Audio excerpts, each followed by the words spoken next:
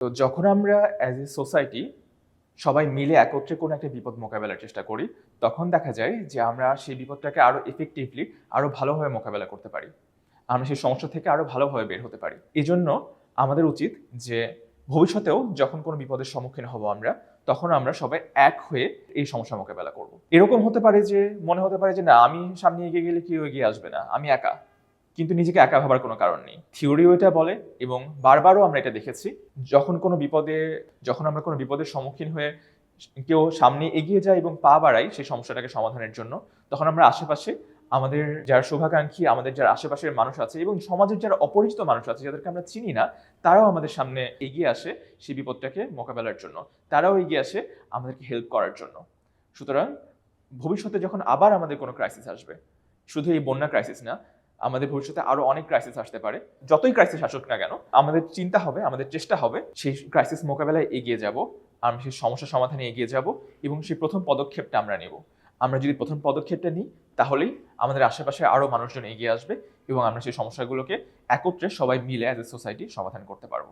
যখন কোনো ক্রাইসিস মোকাবেলা করতে যাই আমরা, তখন দেখা যায় যে অনেক নেগেটিভ জিনিস আমরা দেখি, অনেক নেগেটিভ নিউজ আমাদের কানে আসে, অনেক নেগেটিভ জিনিস আমরা সামনে দেখতে পাই। একটা সময় ছিল যখন সোশ্যাল মিডিয়া ছিল না, মানুষ হয় সংবাদপত্র পড়তো কিংবা মানুষ একজন আরেকজনের থেকে খবর জানতে পারতো।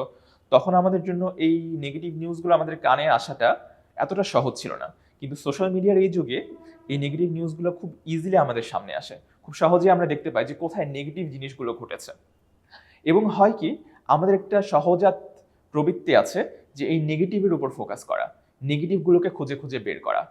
এটা খারাপ কিছু না, কারণ একটা সময় এটা আমাদের হেল্প করতো বিপদ থেকে বাঁচতে।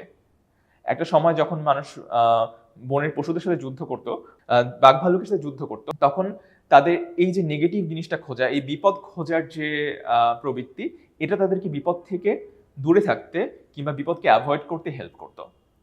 কিন্তু বর্তমান যুগে যখন আমাদের হাতে সোশ্যাল মিডিয়া আছে, তখন দেখা যায় কি যে এই নেগেটিভ নিউজগুলো আমাদের সামনে আরো বেশি বেশি আসছে, আরো সহজে আসছে।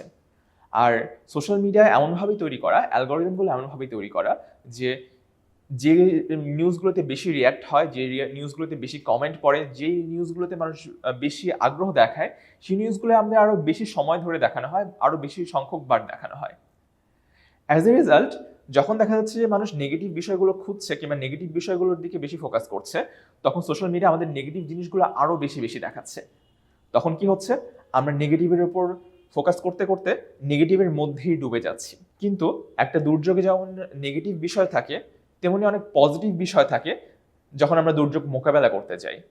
যখন দুর্যোগ মোকাবেলা করতে যাই, তখন দেখা যায় যে আমরা অনেক ভালো স্টেপ নিচ্ছি, আমরা একে অপরকে সাহায্য করছি, এগিয়ে আসছি। অপরিচিত মানুষ যে তার অপরিচিত মানুষকে হেল্প করছে, কেউ চিনে না জানে না এমন মানুষকে যে মানুষ হেল্প করছে। দেখা যাচ্ছে যে মানুষ নিজের সেভিংসটা, মানুষ নিজের অনেক কষ্টে জমানো টাকাটা মানুষ ত্রাণ হিসেবে দিয়ে দিচ্ছে। দেখা যাচ্ছে যে মানুষ অনেক অনেক বিপদে, যেখানে অনেক নেগেটিভ বিষয় আছে তার মধ্যে অনেক পজিটিভ বিষয় আছে। হিসাব করলে দেখা যায় যে যদি 100টা নেগেটিভ ঘটনা ঘটে, তাহলে তার মধ্যে 80টাই পজিটিভ ঘটনা।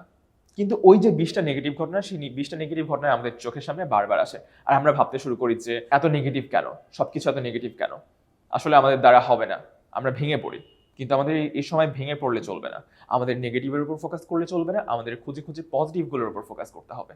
চলুন আজ থেকে শুরু করি, আমরা আমাদের আশেপাশের পজিটিভ ঘটনাগুলোর দিকে তাকাবো, পজিটিভ ঘটনাগুলোর উপর ফোকাস করব, পজিটিভ ঘটনাগুলো আমরা বেশি বেশি শেয়ার করব, পজিটিভ ঘটনাগুলোর দিকে আমরা আমাদের মনোযোগ দিব এবং আমরা পজিটিভের দিকে ফোকাস করব। আমরা যদি পজিটিভের উপর ফোকাস করি, আমরা আমাদের মনোবল ধরে রাখতে পারবো, আমরা সামনে এগিয়ে যেতে পারবো এবং এই যে আমরা একসাথে বিপদ মোকাবেলা করছি, এই বিপদ মোকাবেলা করতে যে আমরা হতাশ হব না, আমরা ভেঙে পড়বো না, বরং আমরা আমাদের আশা এবং আমাদের আগ্রহ নিয়ে, আমাদের মনোবল নিয়ে আমরা সামনে এগিয়ে যেতে পারবো এবং একসাথে সবাই মিলে এই ক্রাইসিসগুলো মোকাবেলা করতে পারবো, সমাধান করতে পারবো। আশা করি আপনারা সবাই ভালো থাকবেন, সুস্থ থাকবেন। আপনাদের সবাইকে ধন্যবাদ জানাচ্ছি। খোদা হাফিজ।